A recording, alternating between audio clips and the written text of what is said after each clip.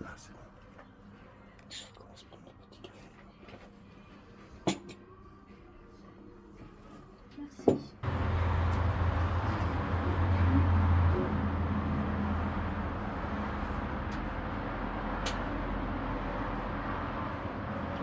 On commence. Allez.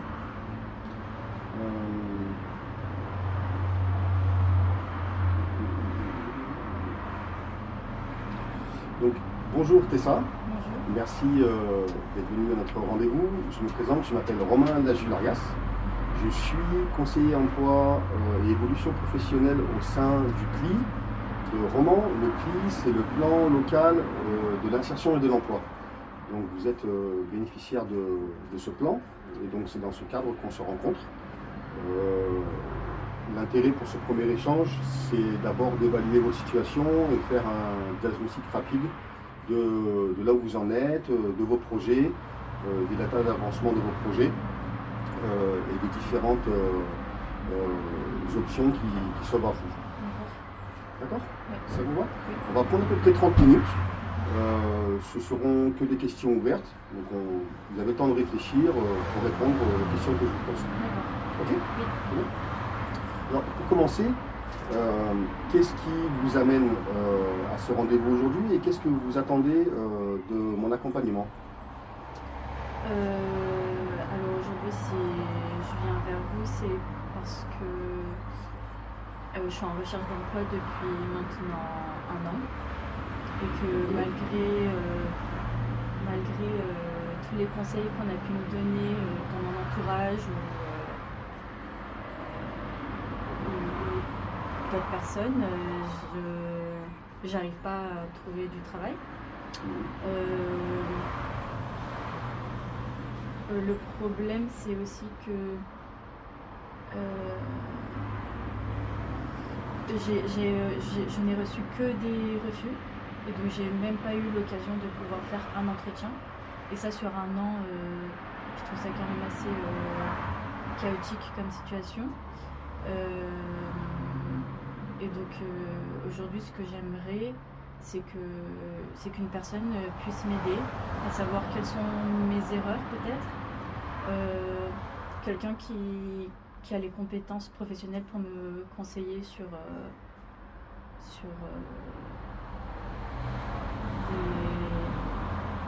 des pistes de travail que je n'aurais pas ou que mon entourage n'aurait pas.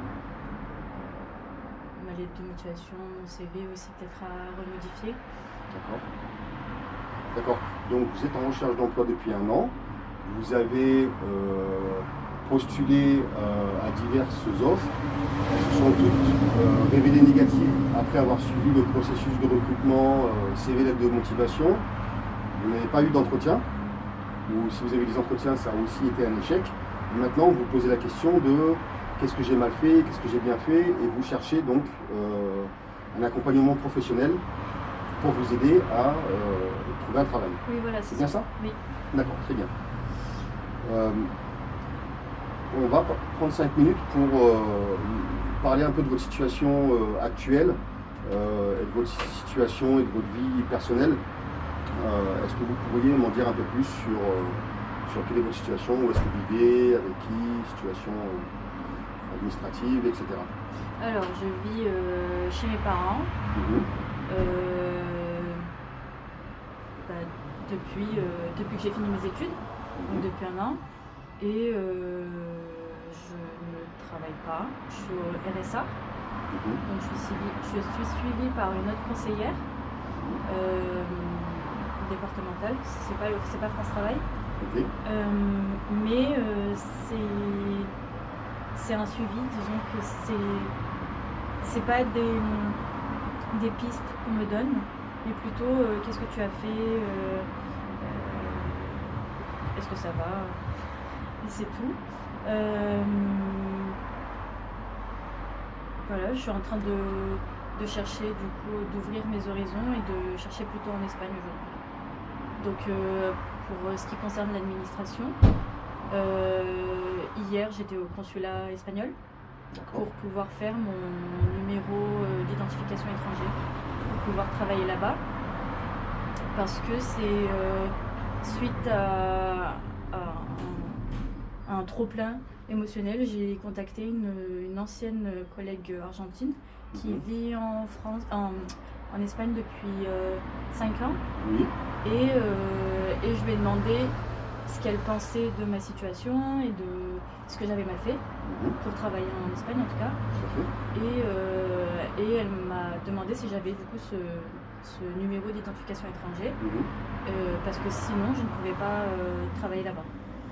Et D'accord. c'est potentiellement pour ça aussi que les Espagnols ne regardent pas mon CV ou me refusent totalement. C'est parce que j'habite en France et que je n'ai pas ce permis de travail, disons.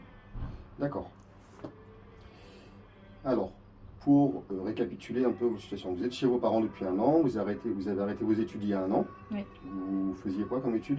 J'étais à Sciences Po Grenoble. Sciences Po Grenoble. Ouais. Donc depuis 1 an, vous êtes chez vos parents, vous êtes bénéficiaire du RSA et vous êtes suivi par une conseillère en insertion professionnelle, j'imagine, qui actuellement ne fait que du suivi, qui fait du suivi de ce que vous avez établi, j'imagine, lors d'un premier entretien. Vous avez parlé de trop-plein émotionnel et donc d'éventuellement vous expatrier en Espagne. Et l'ami qui vous a conseillé vous a parlé d'un numéro d'identification. Ça, j'aurais besoin de le vérifier, je le note bien. Ok. Parce que dans l'Union européenne, il y a la liberté de travailler dans les autres pays voisins. Donc cette question de numéro, je vais la vérifier. Ok. Je pense que dans toutes ces communications qu'on a, formelles et informelles avec des contacts, des proches, il faut toujours vérifier l'information. Parce qu'on peut avoir entendu parler de quelque chose, mais qui n'est pas officiel et qui n'est pas forcément vrai. Même si c'est un conseil avec une intention positive, c'est pas forcément la vérité. Donc ça, je le vérifierai. Vous avez... Pardon. Oui, allez-y, je vous en prie. Je vous coupe, désolée. Sans ce numéro, en fait, on ne peut pas on ne peut pas avoir de compte bancaire et la sécurité sociale. C'est pour ça que les RH, les recruteurs ont besoin de ce numéro-là. Mais en tant que personne de l'Union européenne, avec le passeport de l'Union européenne, on a beaucoup plus de facilité que les non-européens. Bien sûr. D'accord, j'ai compris.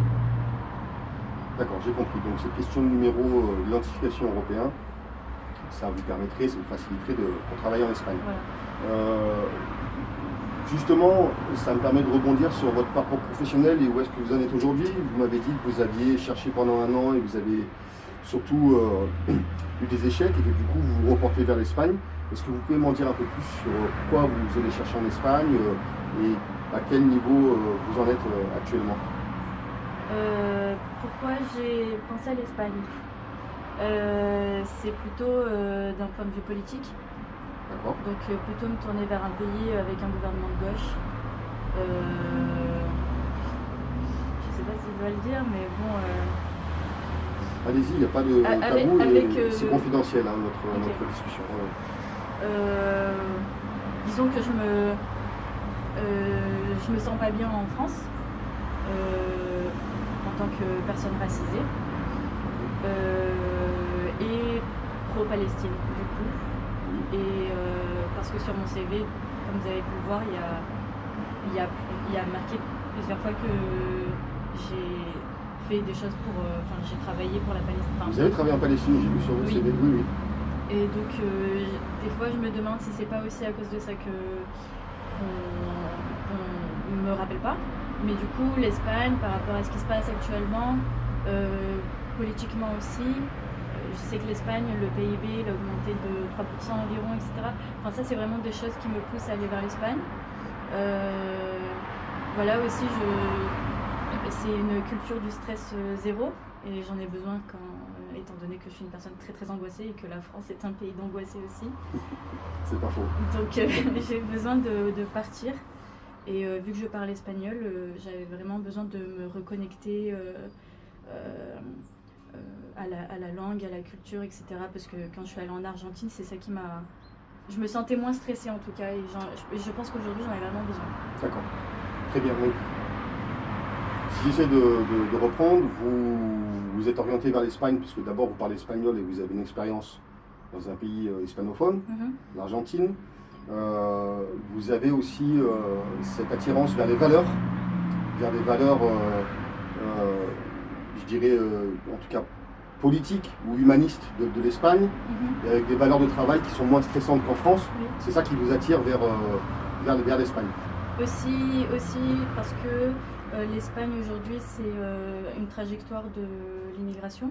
Oui. Et donc je sais qu'en ce moment de plus en plus il y a de personnes qui passent par l'Espagne. Tout à fait. Et donc il y a certainement beaucoup plus d'emplois dans le social que par exemple en France. Tout à fait, très bien. Et je note aussi votre engagement par rapport au conflit en cours au Moyen-Orient, et que vous, étant une personne racisée, enfin une militante pour la paix en Palestine, vous vous sentiriez plus à l'aise d'être en Espagne, parce que c'est un gouvernement qui supporte aussi cette cause, Oui. n'est-ce pas? Oui. Très bien, j'ai bien compris. Parfait, et vous m'aviez parlé de Sciences Po. Vous avez fait quoi comme autre étude? Vous avez arrêté Sciences Po l'année dernière, vous avez complété le cursus Sciences Po? Oui, au début je me basais plutôt sur un travail dans l'humanitaire. Oui. Donc on m'a conseillé d'aller sur la plateforme Humanitarian Leadership, Academy Leadership, je crois. Oui, je connais, oui. Et donc j'ai fait 2 cours dessus qui sont certifiés. Voilà, donc un sur le droit international humanitaire, Oui. qui m'a permis de prendre encore plus conscience des dégâts par rapport à ce qui se passe en Palestine. Et un autre sur l'histoire de l'humanitarisme. D'accord. Très bien. Très très bien. Et j'ai vu que vous aviez quand même quelques expériences professionnelles. C'est souvent des stages, mais est-ce que vous pourriez me dire un peu quels étaient les domaines de ces expériences professionnelles? Dans la globalité, c'était plutôt de l'humanitaire et du travail social. Humanitaire, travail social. Ouais. Oui. Depuis mes 17 ans, je fais ça. D'accord. Vous avez des expériences en tant que stagiaire. Est-ce que vous avez aussi des expériences en tant que bénévole ou membre d'une association qui effectue des actions caritatives? Alors en tant que bénévole, oui, j'ai été à Calais et à Grande-Synthe dans plusieurs associations. Ok. Sur une durée de 8 mois. Ok. Et donc à mes 17 ans aussi, je suis partie en Arménie dans un cadre humanitaire pour pouvoir mettre des panneaux photovoltaïques dans des foyers qui n'avaient pas l'eau chaude. Ok. Et aussi en Argentine, je suis allée dans des favelas argentines où je travaillais avec les enfants. Ok. Oui, donc c'est beaucoup des situations humanitaires ou d'urgence sociale. C'est ça. En tout cas, très bien. Et j'ai vu dans votre CV que vous aviez plusieurs expériences dans ce domaine-là. Très bien. Avec ces expériences, selon vous, quelles compétences ou savoir-faire pourriez-vous mettre en avant aujourd'hui dans la recherche d'un nouvel emploi? Dans le cadre du travail social,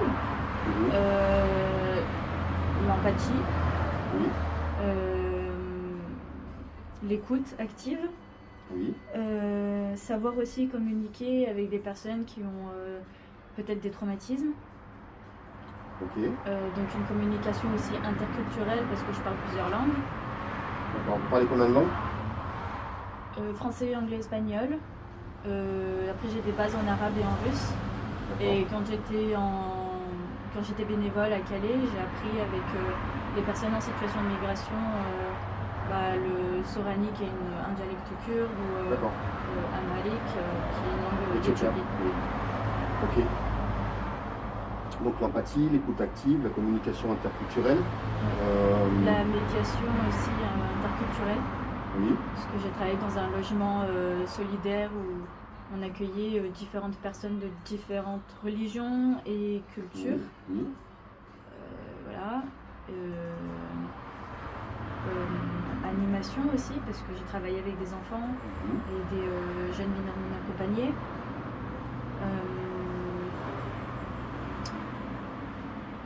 Donc il y a aussi la gestion de projet aussi, parce que j'en ai fait en stage. puis c'est aussi dans l'animation, il faut aussi savoir proposer de nouvelles activités et voir si on a les moyens de le faire. Voilà. Et après, ça va être des compétences plutôt rédactionnelles, de droit, grâce à mon stage en droit d'asile, où j'ai écrit des recours à la CNDA. Ça c'est assez important, oui, d'accord. Administratif, juridico-légal, quoi. Oui. En gros, d'accord, ok. Ok. On a commencé à en parler sur où est-ce que vous en étiez de votre situation professionnelle, mais quelle démarche vous avez déjà entreprise dans votre recherche d'emploi, pas forcément depuis un an, mais on va dire les 2 derniers mois, quelles sont les démarches que vous avez entreprises pour trouver un emploi, que ce soit ici ou en Espagne? Je me suis fait violence parce que... Oui, parfois il faut. Oui, non, je me suis fait violence parce que on m'a dit de créer un compte LinkedIn et pour moi LinkedIn c'est assez violent, mais je l'ai quand même fait. J'ai créé mon compte LinkedIn et je me fais violence parce que si j'essaye de contacter des personnes dans des associations qui me plaisent et donc de leur demander conseils ou savoir si je fais des choses mal, etc.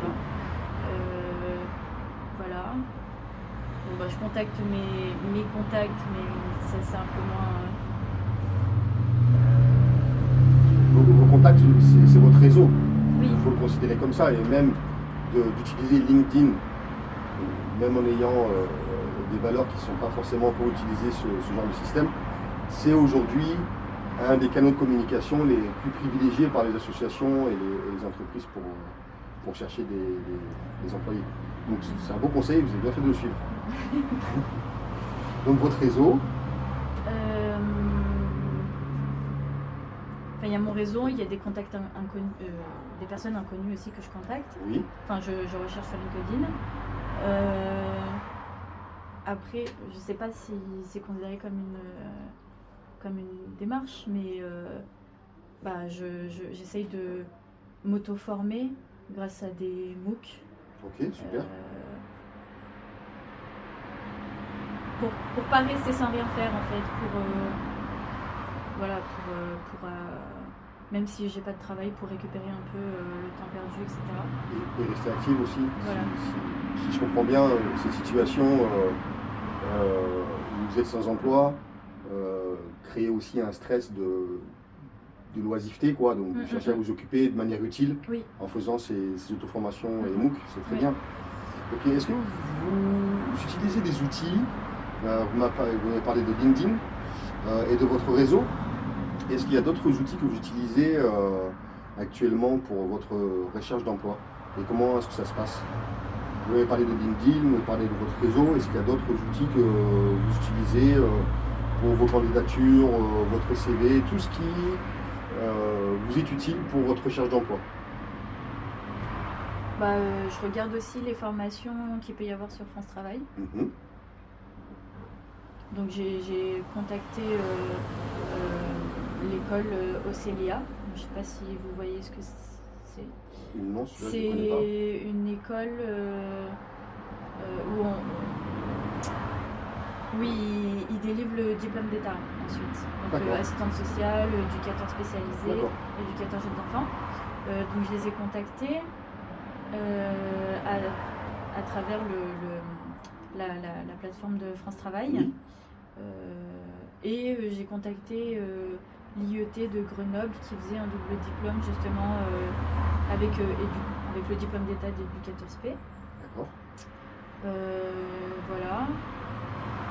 Est-ce que j'ai un autre outil? Je vois pas.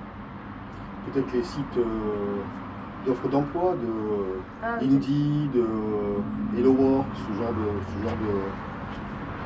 de site, peut-être. Ou des sites spécialisés dans les offres d'emploi humanitaire, il y en a peut-être aussi que vous utilisez peut-être. Je regarde quand j'étais encore dans l'optique de réaliser un travail dans l'humanitaire. Oui. Je regardais plutôt sur Coordination Sud Oui. ou LinkedIn justement. Oui. Et là actuellement, vu que je cherche en Espagne, en me renseignant auprès de personnes espagnoles, j'ai fait du coup mon compte sur une application qui s'appelle InfoJob, Ouais. qui est très utilisée C'est par les en Espagne, Espagnols. voilà. Ouais. Ok. Oui, Coordination Sud et Relief Web aussi, c'est un autre Ah oui, site oui. des Nations Oui. Unies qui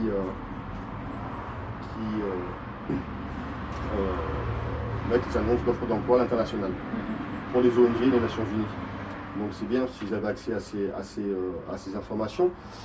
Pour rebondir là-dessus, c'est la question que je voudrais vous poser, c'est comment vous faites habituellement pour trouver les informations utiles, que ce soit en termes d'emploi, en termes de formation ou en termes de réseautage. Vous m'avez parlé de votre conseillère, vous m'avez parlé de France Travail et de votre réseau.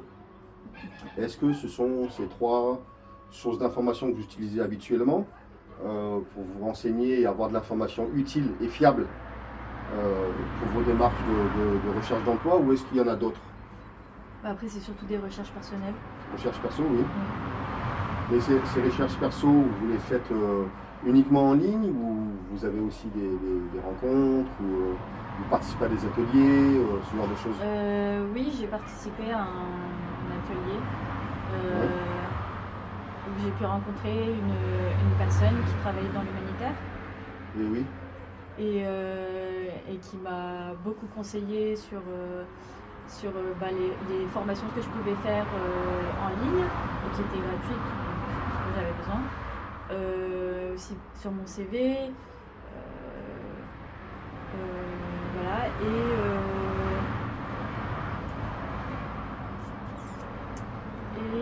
j'ai oublié le fil de la question. Tu avais dit un truc. Comment vous trouviez ces informations utiles? Et je voudrais refaire ma question, c'est est-ce que vous trouvez que ces informations auxquelles vous avez accès vous sont vraiment utiles? Ou est-ce que vous pensez qu'il vous manque quelque chose? Non, mais En termes d'informations, de contacts ou de conseils, est-ce que vous pensez que vous maîtrisez tout l'environnement informationnel, ou est-ce que vous pensez qu'il vous manque quelque chose et éventuellement vous voudriez un soutien dans ce cadre-là? Non, toutes les informations que j'ai eues, elles m'ont été utiles. Oui. De par tout mon entourage ou de par les rencontres que j'ai pu faire. Même si c'était, je sais pas, un nom d'association, etc., ça a toujours été utile pour moi parce qu'après, du coup, ça m'orientait vers les recherches. Oui. Et donc, ouais, c'est plutôt, au début, disons que c'est plutôt grâce aux rencontres et à mon entourage et qui m'ont orienté vers les pistes et les recherches personnelles que je pouvais faire par la suite. D'accord. D'accord, je comprends. Il n'y a jamais eu de mauvaises informations pour l'instant. Tant mieux.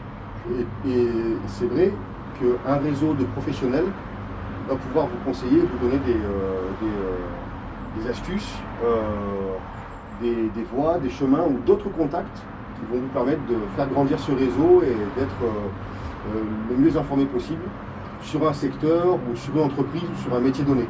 Donc c'est bien les ateliers, France Travail, mais le réseau de professionnels, c'est vraiment quelque chose qui compte beaucoup, justement dans ces démarches et avoir de l'information utile.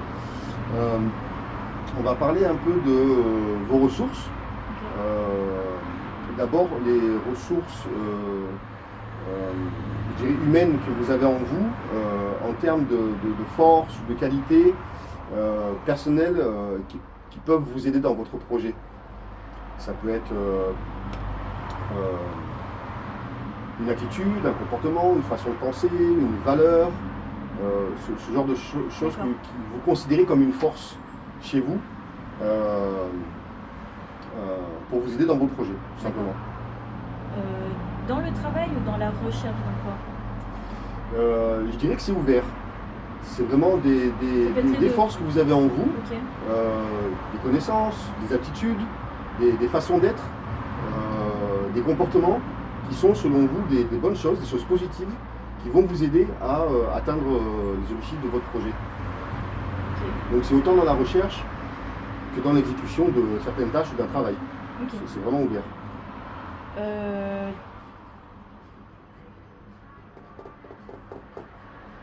Mes valeurs éthiques.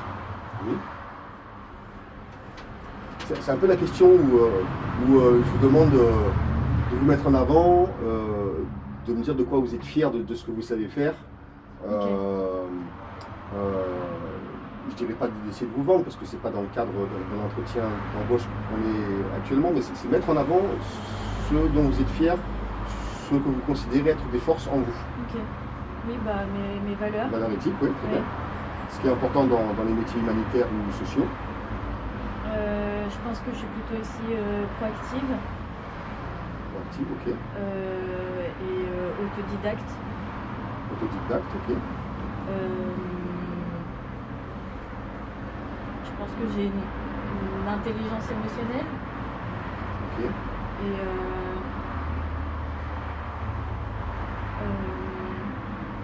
je sais pas si on le met dans autodidacte, mais toujours une envie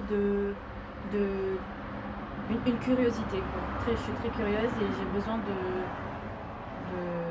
toujours m'informer sur même une petite chose pour que ce soit bien clair dans ma tête. C'est bien. Et j'aime mon côté esprit critique.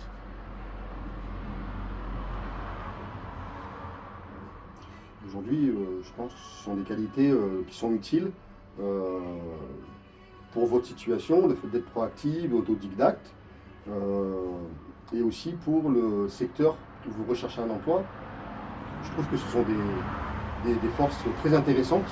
Les valeurs éthiques, la curiosité, l'esprit critique, ce sont des choses qu'on demande à des travailleurs sociaux. Ok. Donc je pense que vous avez identifié les bonnes forces qui vont vous aider pour votre projet.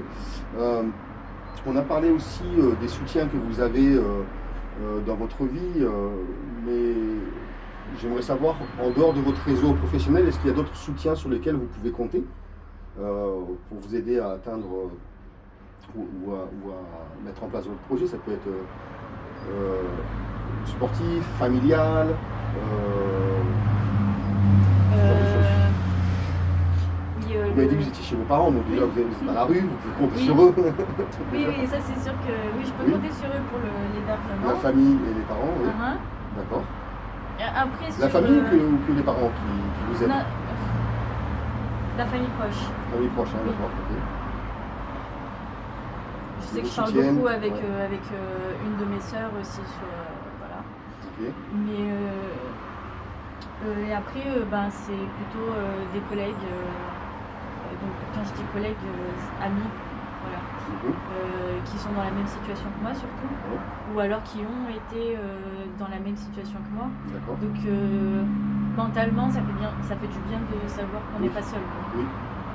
Donc voilà, on se tire vers le haut. Des fois, souvent on s'appelle, au moins une fois par mois, pour savoir ce que l'une a fait, ce que l'autre a fait. On donne des conseils, Ouais. des noms d'associations si on n'a pas trouvé, etc.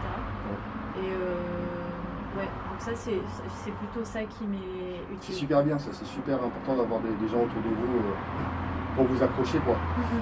Et en termes de peut-être moins personnel, mais institutionnel, en termes d'association, vous m'aviez parlé d'une conseillère qui fait un suivi avec vous. Est-ce que ce sont des ressources sur lesquelles vous pouvez compter pour vous soutenir? Après, c'est pas sur. C'est que une fois par mois, Ouais, le suivi. Donc, c'est pas une personne que je vais. contactez quand vous voulez. Voilà, ou- oui. d'accord, ouais. Enfin, je sais que si j'ai besoin, que j'ai des questions, elle va me répondre. Mais sur le quotidien, Mhm. c'est pas ça qui va vraiment D'accord, m'aider. ok, je comprends. Mais des fois, ça fait du bien quand je la vois de parler de mon état plutôt de comment je me sens. Pas forcément du travail, mais voilà, Ouais. on parle de la situation, la précarité, et ça, c'est aussi utile. C'est aussi utile. Oui. Très bien. Comment est-ce que vous décririez votre situation financière actuelle? Vous m'avez parlé du RSA, Mhm. vous étiez chez vos parents. Est-ce que vous considérez que cette situation, c'est plutôt un frein ou plutôt quelque chose qui vous permet d'avoir une certaine liberté? Ou qui vous appuie dans vos démarches, en tout cas? Il y a du bon et du mauvais. En ressources financières, j'ai que le RSA, mais je ne le mets pas dans ma poche parce que je vis chez mes parents, donc je paye les courses par exemple. Oui, Je contribue au foyer. Et vivre chez ses parents, il y a des bons et des mauvais côtés. Oui, évidemment. Voilà. Donc je saurais pas dire si c'est un frein ou un avantage, sincèrement, parce que des fois j'ai l'impression que je sais pas. Si j'avais peut-être pas mes parents, peut-être que je me bougerais encore un peu plus, je sais pas. Peut-être que je partirais directement en Espagne et c'est ça justement mon frein. C'est que là je vis chez mes parents, je dépense juste ce que j'ai à dépenser et du coup ça me freine de est-ce que je pars en Espagne chercher un travail directement là-bas ou est-ce que je continue de postuler d'ici. D'accord. Donc je sais même pas, je peux pas y répondre. D'accord. Ok, c'est un peu... il y a des freins, mais il y a aussi des avantages. Il y a un peu des deux, donc pour vous positionner, c'est un peu difficile. Mentalement, je pense que c'est plus un point négatif. Ouais. Et oui, parce que vous êtes dépendante de vos parents, vous êtes sortie des études, peut-être que ça, c'est quelque chose qui vous pèse un peu, je sais pas. Il y a ça, mais il y a aussi le côté ménager, quoi. Enfin, avant de postuler, il faut aussi que je fasse les tâches domestiques à la maison. Donc ça me prend beaucoup de temps des fois. D'accord. Donc des fois, je vais mettre longtemps avant de postuler à une offre de poste à cause de ça. D'accord. Est-ce qu'il y a d'autres difficultés que vous rencontrez dans vos démarches ou qui compliquent vos démarches? On a parlé de situation financière.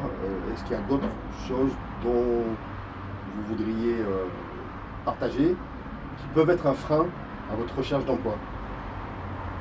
Administratif, santé, logement. Je ne vais pas demander si vous étiez marié avec des enfants, mais si vous aviez des enfants, situation du permis de conduire, est-ce que vous avez une mobilité importante ou restreinte? Franchement, le frein, ça va surtout être financier. Oui. Et la famille. D'accord. La famille, pourquoi ce serait un frein? Parce que, comme je l'ai dit, c'est beaucoup de prise de tête pour tout ce qui concerne le quotidien dans le foyer. D'accord. C'est une prise de tête pour la vie quotidienne, mais est-ce que votre famille vont vous soutenir si vous partez en Espagne? Oui, si je pars en Espagne, oui. D'accord. Oui, le frein, c'est plutôt dans les démarches de recherche d'emploi. Est-ce que c'est une situation qui vous facilite? Ou si demain vous trouvez un travail en Espagne, votre famille sera pour ou contre? Non, elle sera pour. D'accord. Ok. Très bien. Et enfin, pour finir, vous allez essayer de prioriser un peu les actions que vous voulez mener. Qu'est-ce qui serait le plus urgent aujourd'hui pour vous, pour pouvoir avancer dans votre parcours? Aujourd'hui, j'aimerais effectuer un stage à travers le RSA pour pouvoir acquérir plus de connaissances, de compétences dans le domaine où j'aimerais travailler, donc travail social ou éducateur spé. Oui. Et ensuite vite trouver un travail et partir de chez mes parents, c'est surtout ça la priorité. D'accord. Excusez-moi, mais si on doit donner une top priorité, est-ce que c'est d'abord, parce qu'avant de trouver un emploi, je pense que de trouver un stage, ce sera ce qui va passer avant. Oui. Donc ça, c'est plus urgent que de trouver le travail. Et par rapport à partir de chez vos parents, c'est quoi qui prime? C'est urgent de partir chez vos parents parce que c'est plus gérable? ou bien vous pouvez encore tenir quelques mois et faire votre stage et... Non, la priorité c'est de trouver un stage, pour d'accord. que je puisse acquérir mes compétences. Très bien. Et ensuite, l'emploi et partir de chez mes parents, ce sera un tout. Ça ira ensemble. Voilà. De toute façon, si vous avez un stage et que vous trouvez un travail, vous aurez votre salaire et vous serez Oui. libre de partir. Mhm. D'accord, très bien. Ok, super. Je vous remercie beaucoup Tessa. Avec plaisir. Je vais récapituler toutes les informations que vous avez partagées avec moi. D'accord. Je vais travailler dessus, faire des recherches sur les différentes options qui existent dans notre bassin et voir même plus largement. Ayant une petite expérience humanitaire et des contacts dans le social ici, je vais aussi utiliser ces contacts pour vous faire des propositions de plans d'action quand on se reverra à notre prochain entretien. D'accord. Donc merci beaucoup à vous. Merci à vous. De rien. Super.